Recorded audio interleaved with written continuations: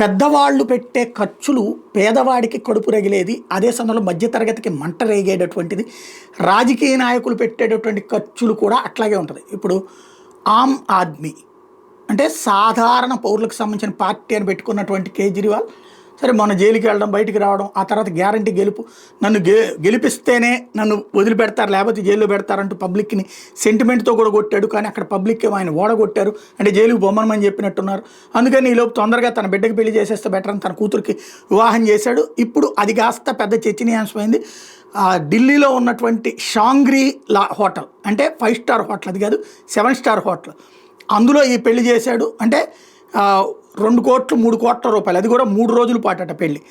At the same time 3 రోజుల పాటు పెట్టడం ఒక ఎత్తు అయితే, చివరికి కేజ్రీవాల్ పుష్ప అనేది ఏదైతే ఒక స్మగ్లర్ అయినటువంటి వాడి హీరో పుష్పలో, అంటే తప్పుడు పనులు చేసేవాడి హీరో, వాడిని పట్టుకునేటటువంటి విలన్ కిందనేమో, అంటే నిజమైన నిజాయితీ పరులైన పోలీసులేమో విలన్ల కింద చూపించినటువంటి ఘనత. అలాంటి సినిమాలో పాటలకి కేజ్రీవాల్ స్టెప్పులు వేయడం మీద ఇప్పుడు పెద్ద చర్చ నడుస్తుంది నెట్స్లో.